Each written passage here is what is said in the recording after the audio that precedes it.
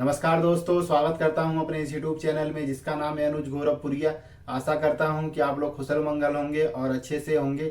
आपका जो सपना है विदेश में नौकरी करने का, डेफिनेटली आप लोग पूरा करेंगे, अपने माँ बाप का नाम रोशन करेंगे और अपने घर परिवार को अच्छी सुख सुविधा देंगे। तो भाई आज का जो वीडियो बहुत ही इंपॉर्टेंट वीडियो है। आज के इस वीडियो में हम लोग बात करेंगे कि वर्क परमिट इशू होने में कितना समय लगता है और वर्क परमिट इशू करवाने के लिए क्या क्या डॉक्यूमेंट्स लगते हैं और क्या क्या डॉक्यूमेंट्स एम्प्लॉयर की तरफ से और क्या क्या एम्प्लॉयज़ की तरफ से डॉक्यूमेंट्स सबमिट करने होते हैं, और जो वर्क परमिट अभी इतना डिले हो रहा है उसके पीछे रीज़न क्या है, वीडियो में हम लोग पूरा डिस्कस करेंगे। तो ओवरऑल जो वीडियो है काफ़ी इंपॉर्टेंट वीडियो है भाई, वीडियो को पूरा एंड तक देखिए। और आप लोग नए हैं चैनल में तो आपको अपने बारे में बताता हूँ कि मेरा नाम है अनुज, मैं गोरखपुर उत्तर प्रदेश से हूँ और अभी यूरोप रोमानिया में जॉब कर रहा हूँ। अगर आप लोग नए हैं चैनल में तो प्लीज़ चैनल को सब्सक्राइब कीजिए, वीडियो को लाइक कीजिए। आपका एक लाइक और एक सब्सक्राइब मुझे ऐसी मोटिवेट करता रहेगा कि मैं फ्यूचर में ऐसी इन्फॉर्मेटिव वीडियो बना बना के आप तक पहुंचाता रहूं। तो सबसे पहले हम लोग बात करते हैं वर्क परमिट के बारे में कि वर्क परमिट क्या होता है। कि बेसिकली जो वर्क परमिट होता है, जब हम लोग किसी भी कंट्री में अप्लाई करते हैं तो कि जो वहाँ की गवर्नमेंट के द्वारा जो परमिट इशू होता है कि ये बंदे एलिजिबल है यहाँ की कंट्री में काम करने के लिए, उसको हम लोग बोलते हैं वर्क परमिट।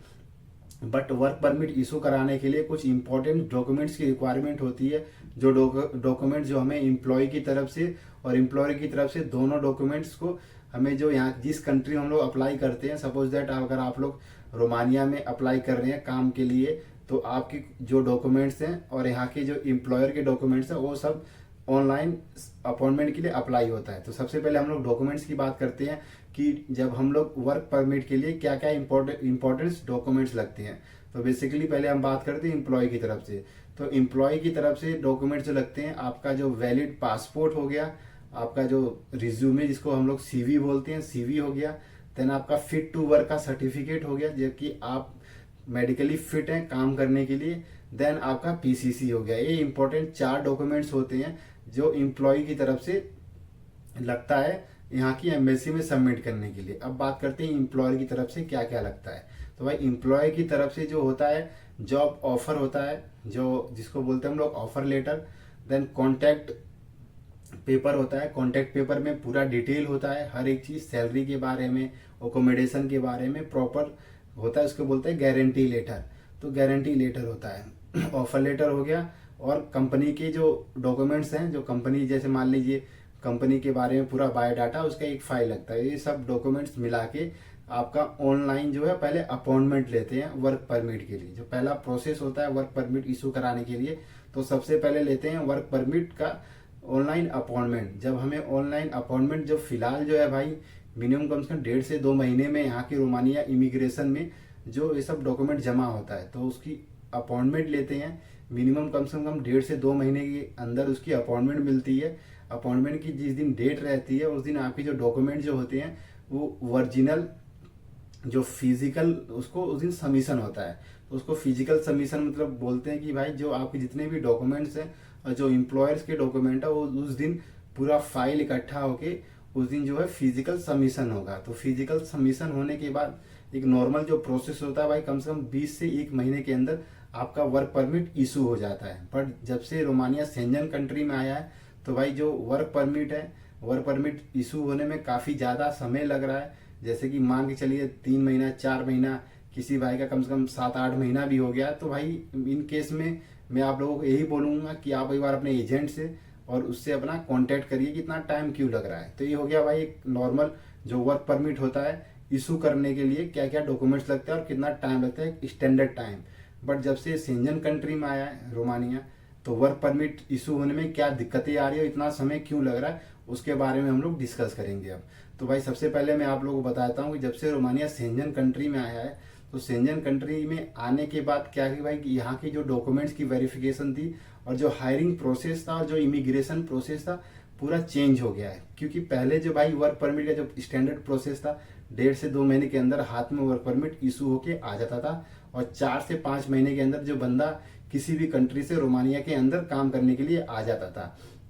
बट जो भाई जब से शेंजन कंट्री में रोमानिया आया है तो हायरिंग प्रोसेस, इमिग्रेशन प्रोसेस पूरा ऑटोमेटिकली पूरा कहते हैं कि पूरा इंफ्रास्ट्रक्चर पूरा चेंज हो गया। तो ये सब जो नियम कानून जब चेंज होते हैं तो भाई समझ लीजिए जो यहाँ के लोग होते हैं या जैसे सपोज दैट मैं अपना एग्जांपल देता हूँ कि मान लीजिए मैं किसी एक स्टैंडर्ड्स में काम कर रहा हूँ, स्टैंडर्ड पूरा चेंज हो गया, तो वो काम मुझे सीखने में और स्टैंडर्ड्स को फॉलो करने में थोड़ा टाइम लगेगा।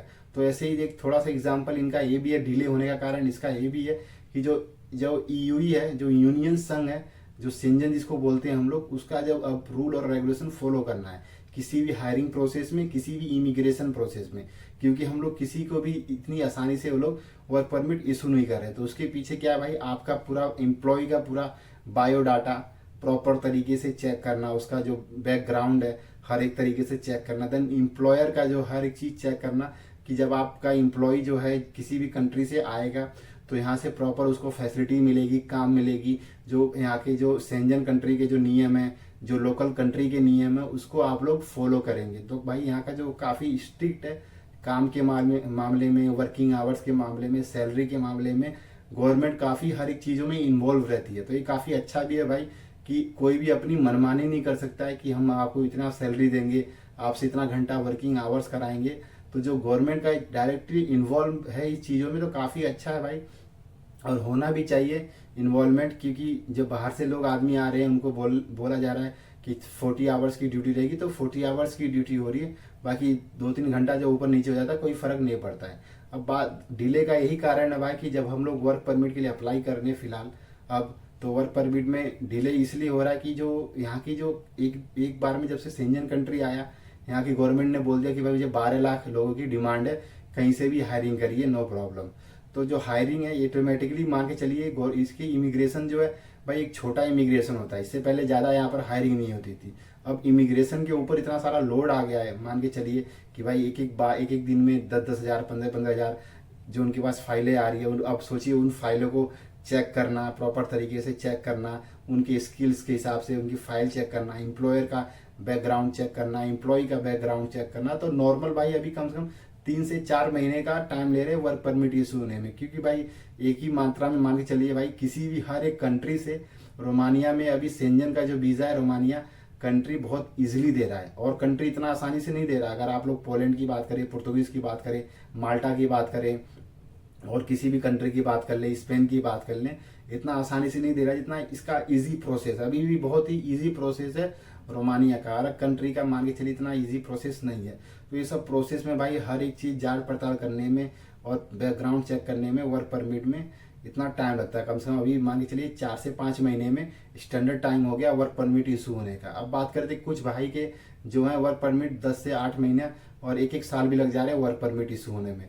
तो भाई इससे पहले मैं आप लोगों को बता देता हूँ कि जब वर्क परमिट जो स्टैंडर्ड टाइम होता है, जो फाइल आपकी जब आप लोग रेडी करवाते हैं, जो यहाँ का एजेंट है या एम्प्लॉयर है डायरेक्ट अगर अपॉइंटमेंट ले रहा है, तो कभी कभार ऐसा होता है कि भाई आपकी जो फाइल रेडी होती है वो अपने पास रख लेते हैं, कि लगता है कि भाई उनको अभी रिक्वायरमेंट नहीं है। जब रिक्वायरमेंट होगी बंदा सेलेक्ट करके रख लेते हैं वो लोग।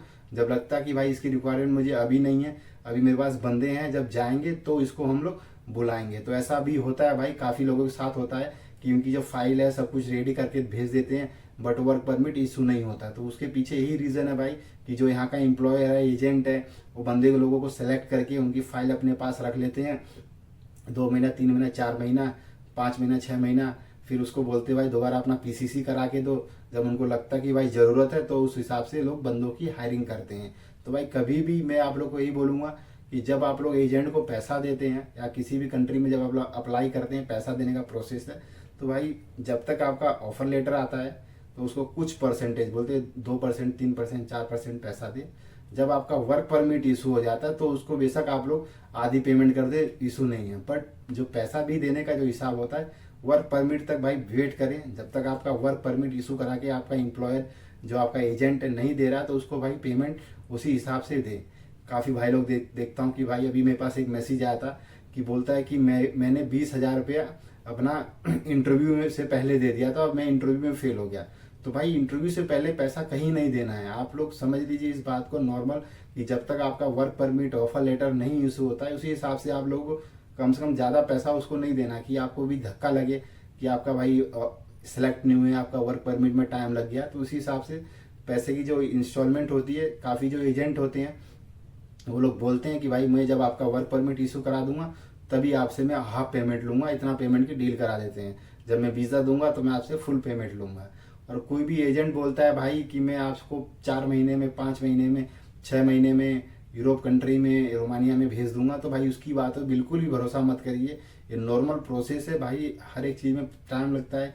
वर्क परमिट इशू होने में टाइम लगता है, अपॉइंटमेंट में टाइम लगता है, देन वीज़ा में रिजल्ट में टाइम लगता है, फिर टिकट आने में टाइम लगता है। तो मिनिमम 8 से 10 महीना और 1 साल लग जाता है बंदों को आने में। तो कभी भी आप लोग जब अप्लाई करते हैं तो मेक श्योर हर एक चीज़ प्रॉपर तरीके से अप्लाई करें। और कोई बंदा, कोई रिलेटिव्स आपका उसके थ्रू गया है तभी आप लोग वहाँ से अप्लाई करें। कभी भी जल्दीबाजी मत करें, किसी की बातों में मत आएँ। आपकी जो समझदारी है आपके काम आएगी।